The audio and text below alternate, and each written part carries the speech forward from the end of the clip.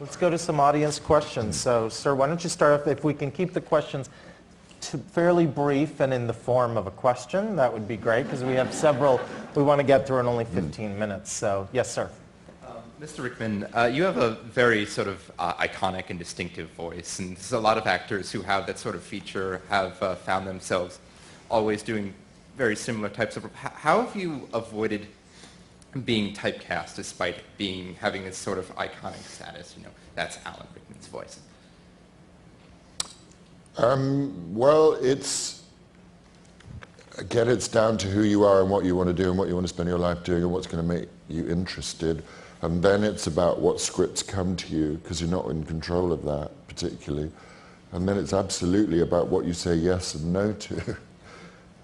So I have said no to a lot of things, and it just so happens that I'm just as happy doing some small project like Snowcake, although to me that's not small, that you have to really fight hard to give life to.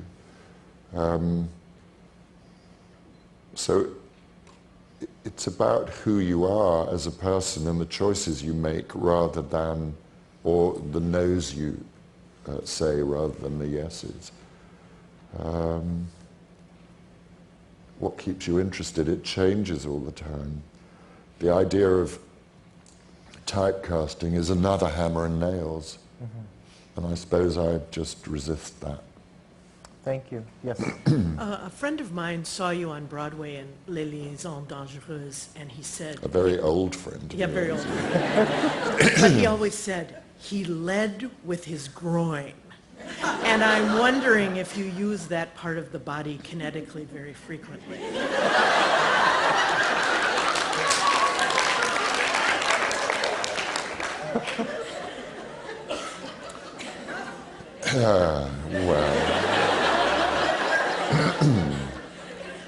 Well, let's just remember it was 25 years ago. And if we're talking about equipment, the groin was more part of the equipment, or it was more relevant then. I think that you use all of you, and that man was very governed by his groin. So, yes, I would agree with that. And also I think, I don't know where you lead from as an actor. It's going back to what we were saying about here's my head, here's my body. And people talk about acting being very you have to be centered. And if I think about what does that mean, it's somewhere here. Now, what is that? Is that your head? Is it your heart? Is it your groin? Is it your soul? It's something unnameable, but it's something you must engage. Otherwise, there's no connection. Thank you. Yes. Going back to the uniqueness sound of your voice, I don't think I'll ever think of the C word again after hearing how you said it in seminar. So I'm wondering, is there a story, did you have any kind of trepidations about saying the word, and did you have conversation with the director on how you would deliver it? I don't think I say the C word. In seminar. The which? Oh, the P word, sorry. I was going to say, I think I'd remember saying the C word, but the P word, okay. No, I don't care. If I believe in the story and I think it's got something to say, I don't think one will edit out content. That would that's a really bad C word, which is censor. No. I mean, I will not do a play or a film which promotes right-wing causes.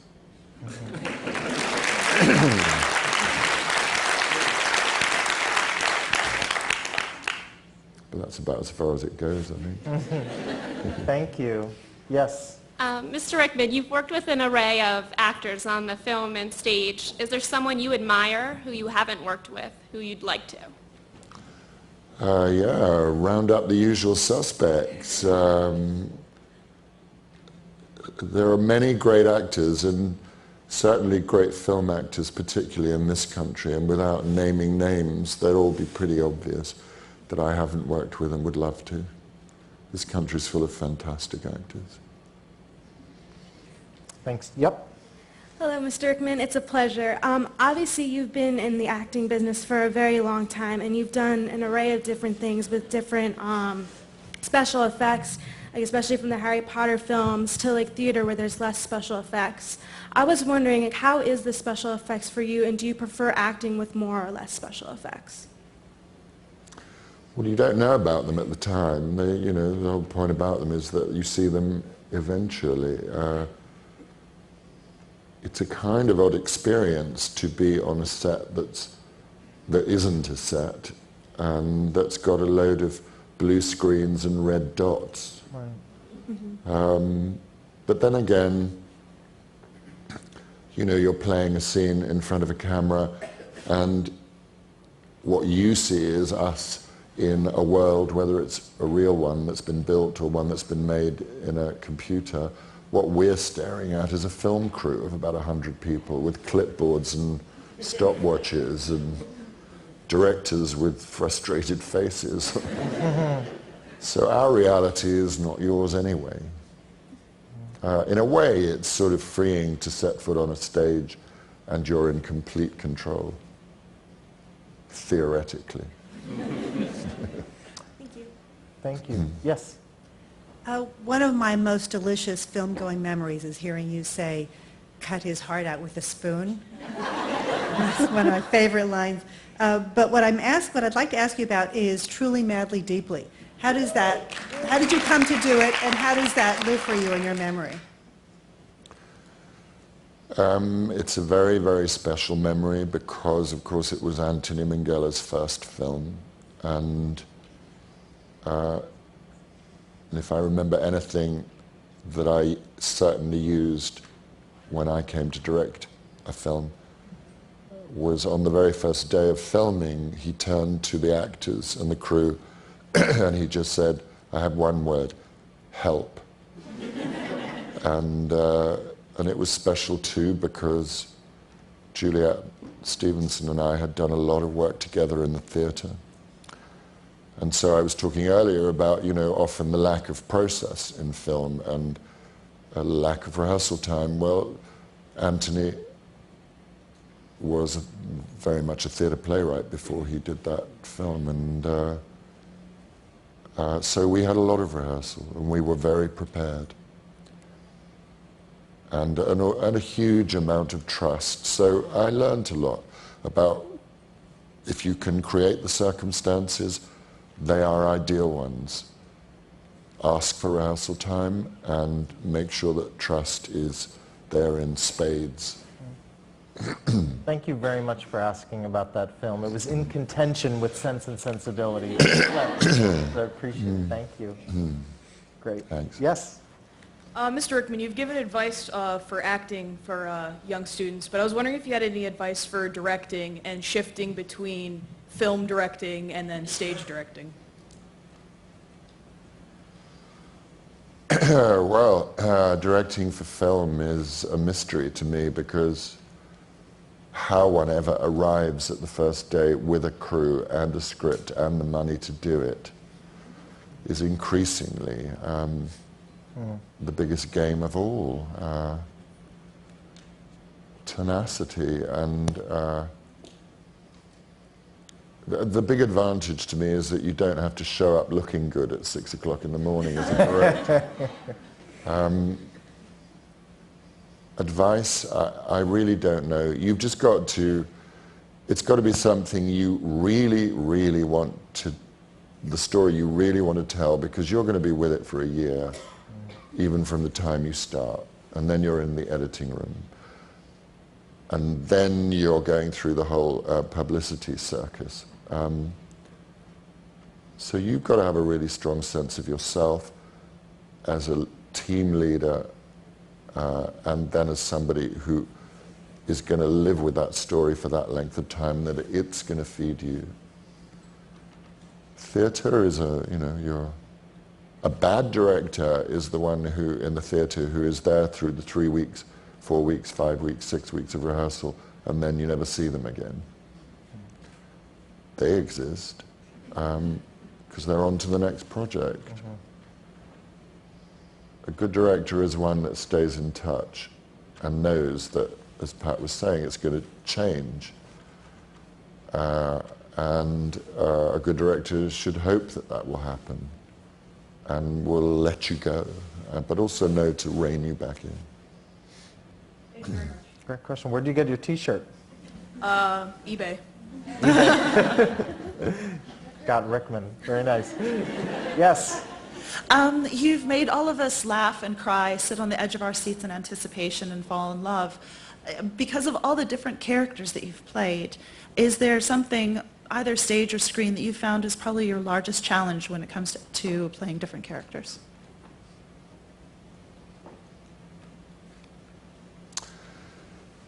You know, every job you do, you put all of yourself into. So I can't really divide them up. You have to figure out which bit of yourself is going to be needed for this, which pieces of the equipment, and then you have to get out the sharpening blades, and it's an impossible question to answer because every one of them is a piece of my life. You know, whether it's 6 months of doing a play is a long time. 5 weeks of shooting a film is still 5 weeks of your life with a bunch of people who you become very close to and they were complete strangers. It's a weird existence. Yeah, it's all part of this thing that will this afternoon, horrifically, be doing it again. Fantastic. It was wonderful. Thank you. Thank you. Yes. You are the master of subtlety. We are on the edge of our seats just waiting for the next little eyebrow raise, the next syllable. You do so much with so little. And I just want to know, sorry, I mean with the little gestures and the syllables, like equally and so forth. So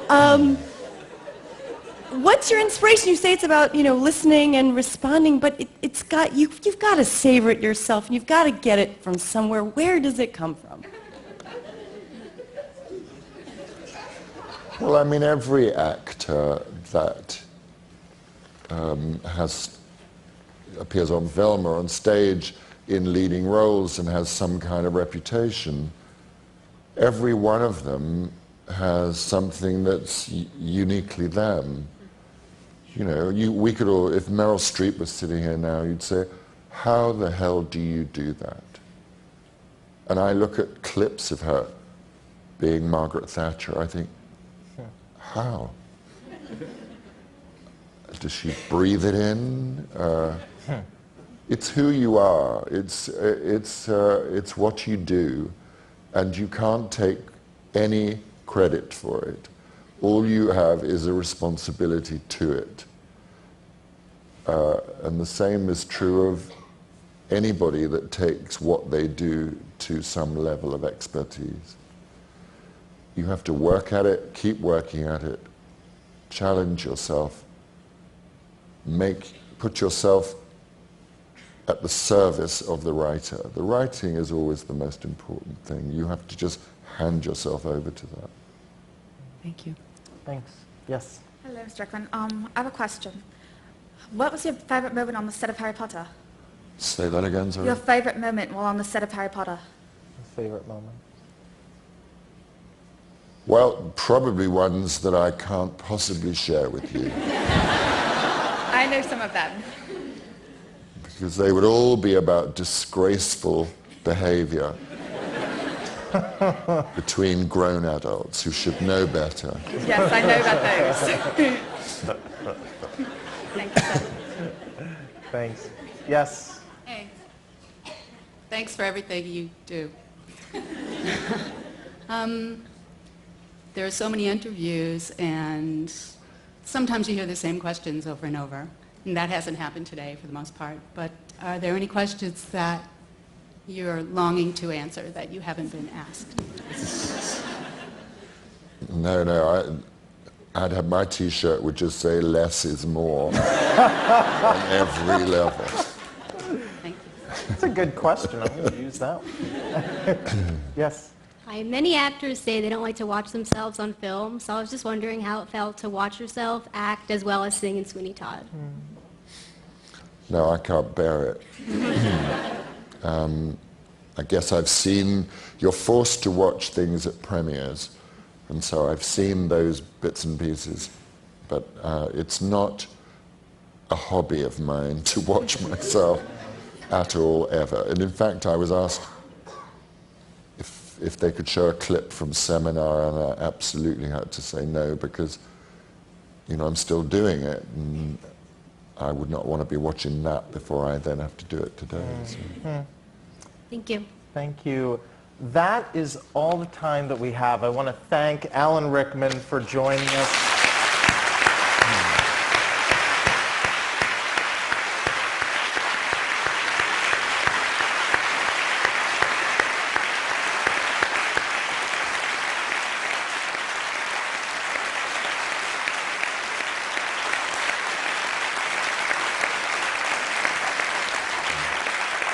Thank you very much. Thank you all for coming out. Thanks so much.